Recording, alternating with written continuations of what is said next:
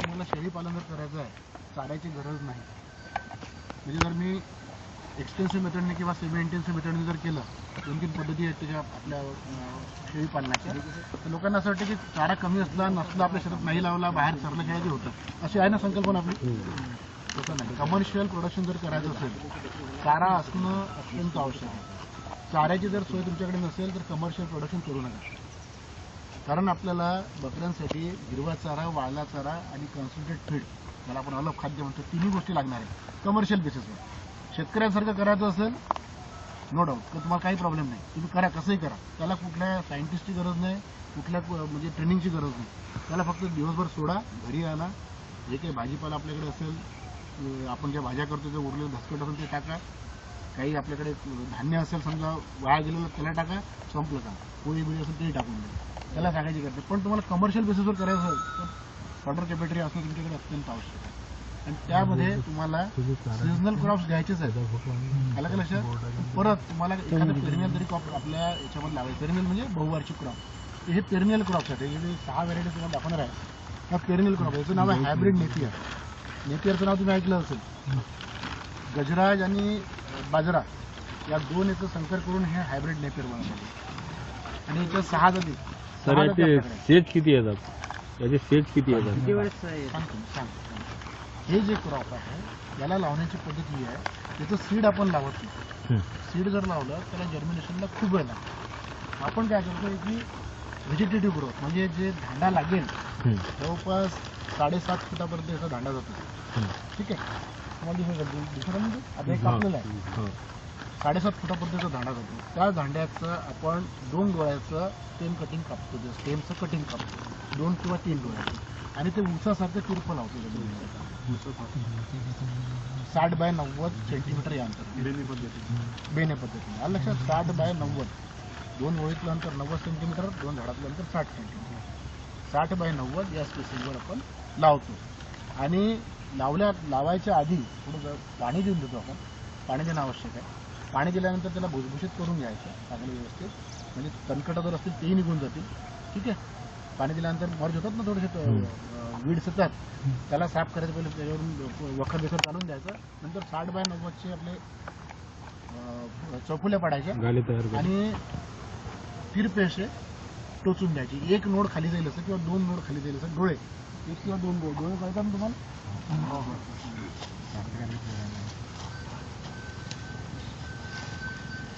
छोटा आहे. ठीक आहे. हे असा जो भाग असतो ना उसाचा, उसाचा भाग असतो कांडाची, उसाचं गाठी असतात ना उसाच्या, ते म्हणजे 1 नोड झाला. या गाठीला नोड म्हणतात. या गाठीला 1, 2 आता हे नोड म्हणतात त्याला. पण 3 नोडची किंवा 2 नोडची असेल, 2 नोडची असेल तर 1 आतमध्ये टाका. पेक्षा RBN 9चं स्टेम जे आहे थोडं पातळ आहे, पण उत्पादन RBN 9चं कमी आहे. लव सुद्धा थोडी जास्त आहे, CO4 थोडी कमी आहे. म्हणजे कम्पॅरेटिव्हली जसं पाहिलं तर काही पॉझिटिव्ह पॉईंट काही निगेटिव्ह पॉईंट. तिकडली व्हरायटी जी आहे, जी मोठे जनावर आहे त्यांच्यासाठी फार चांगली आहे. सगळ्यात पहिली CO4 ही व्हरायटी जी आहे तुम्हाला बकऱ्यासाठी पण चालू शकते. कारण याच्यामध्ये स्टेम थोडंसं पातळ आहे, पानाचा रंग चांगला हिरवा असतो, व्हिटॅमिन A प्रिकर्सर चांगले असतात, आणि लव सुद्धा थोडीशी कमी आहे. या पुढे फुले जैवांचं तुम्हाला व्हरायटी दिसतात. त्याच्यापेक्षा चांगल्या इम्पोर्ट व्हरायटीज निघाल्या आहेत, त्याच्यामुळे आपण याला प्रिफरन्स कमी द्यायचा. स्टेम पातळ आहे.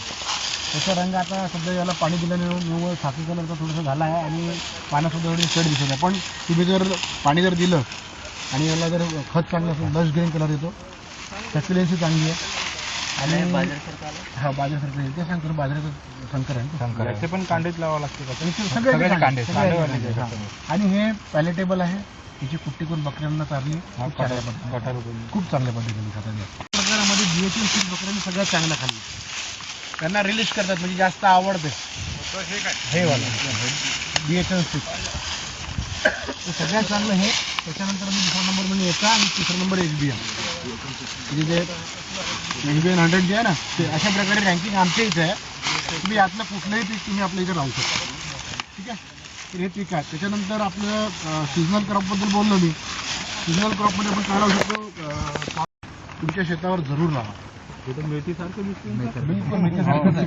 मेथीसारखंच आहे. नाही, आमच्याकडे तण जास्त आलं आणि हे कमी आलं होतं. तण जास्त आलं होतं हे कमी आलं होतं. हो तण जास्त आलंय काय आम्ही नाही, आमच्याकडे आम्ही लावलं होतं. काय करायचं पेंडामेथिलिन स्प्रे मारायचा लावायच्या अगोदर. ते जर काही पेंडामेथिलिन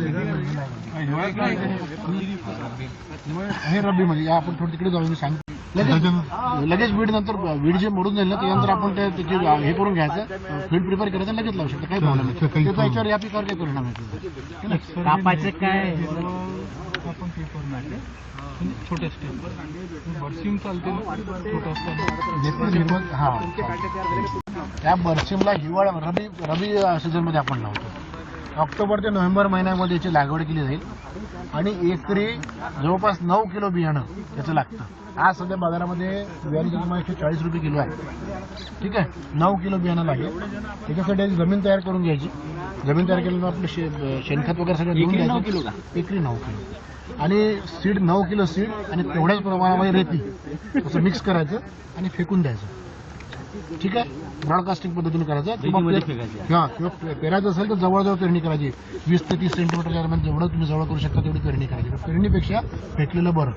ब्रॉडकास्टिंग करा, वाफे पाडून घ्या. वाफे पाडल्यानंतर मग त्याला हळू पाणी द्या. म्हणजे एक पाटा मारून घ्या आधी. पाटा मारल्यानंतर बी थोडंसं आतमध्ये चाललं जाईल बरोबर राहणार नाही. नंतर वाफे पाडून नंतर मग तुम्ही हळू पाणी सोडा जेणेकरून सीड एका कडेला लागणार नाही.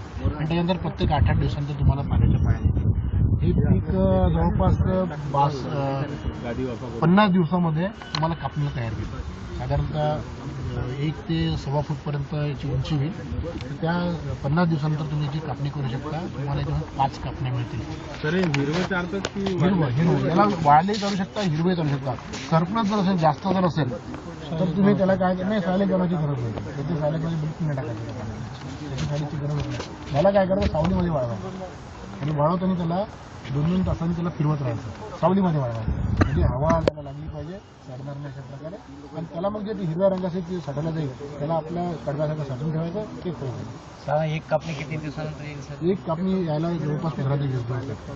जमिनीचा नंबर चांगला असेल तर 15 दिवस लागतात. जमीन थोडी हलकी असेल तर 5 कापणी केल्यानंतर 5 ते 6 कापण्या 5 कापण्या जरूर येईल. 5 कापण्या तर तुमची जमीन चांगली आहे तुमचं मॅनेजमेंट चांगलं आहे. एखादी कापणी जवळपास 35 टनापर्यंत तुम्हाला 5 कापण्यापर्यंत हे तुम्हाला नाही एका हेक्टरमध्ये पण एका हेक्टर. आणि याला पाण्याच्या पाळ्या मात्र प्रत्येक आठवड्यामध्ये 1-1 पाळी लागेल. जसं ऊन वाढत जाईल थोडं कमी दिवसातच तुम्हाला पाण्याची पाळी लागेल. अशा प्रकारे आणि याला खत हे वर्ष पेरण्याला सीझनल पेरण्याला व्हरायटीज लुसरमध्ये मिळते. हे बेस्ट क्रॉप आहे जनावरांसाठी. मोठं जनावर असो शेळी असो मेंढी असो प्रत्येक वेळी विकत घ्यायचं काय बरसिम मग? हा परत प्रत्येक वेळी घ्यावं लागेल. तुम्हाला जर याचं सीड तयार करायचं असेल 1 प्लॉट सोडावं लागेल. 1 प्लॉट सोडून पहिली कापणी करायची. दुसऱ्या कापणीनंतर जे सीड त्याला सीड येतील ते सीड आपल्याला काढून ठेवायचे. म्हणजे थोडंसं टीडीएस जॉब आहे. थोडंसं म्हणजे तुम्हाला जमते की नाही जमते पहिल्यांदा सांगता येत नाही. पण जमलं तर ते सीड तुम्ही पुन्हा कारण ही व्हेरायटी आहे मेस्कावे नावाची IGFI ची व्हेरायटी आहे. तुम्ही केव्हा येईल तुम्ही लावू शकता परत पण तुमच्याकडून ते नाही जमलं मग तुम्हाला 4 महिन्याचं पीक बाकी 8 महिन्याकरता म्हणजे हे पेरणी आहे वार्षिक बहुवार्षिक आणि खरीप यार तुम्हाला तिकडे डिस्कस करतो.